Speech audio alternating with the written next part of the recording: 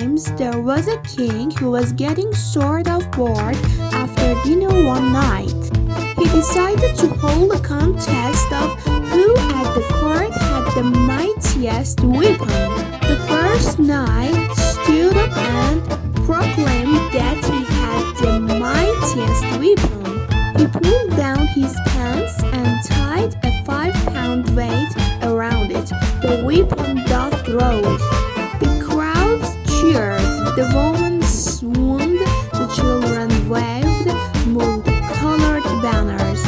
And the band played appropriate music. Another knight stood up and yelled that he had the mightiest weapon.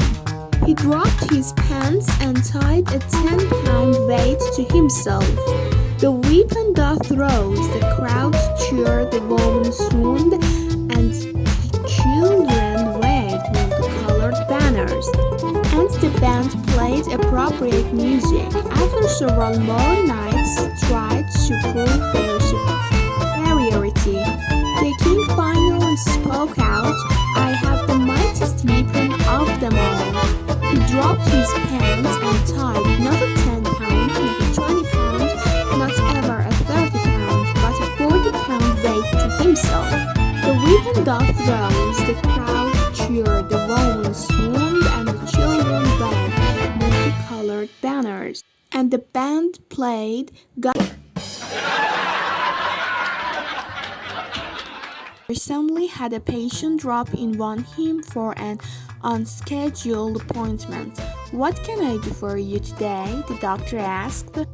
The aged gentleman replied, "Doctor, you must help me. Every time I make love to my wife, my eyes get all blurry.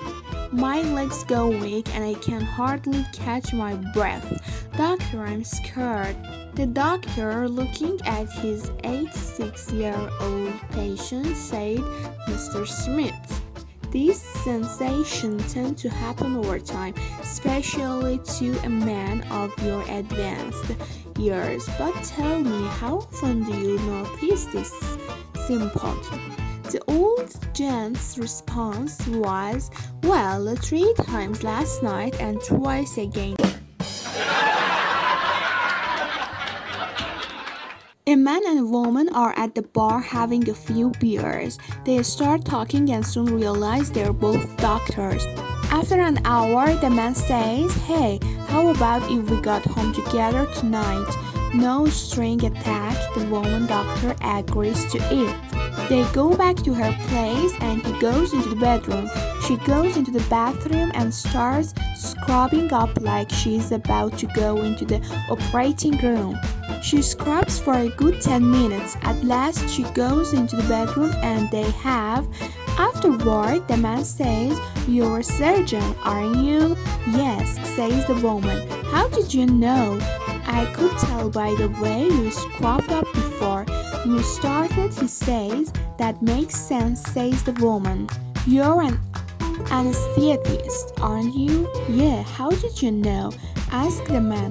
The woman replies, "Because I didn't feel a thing."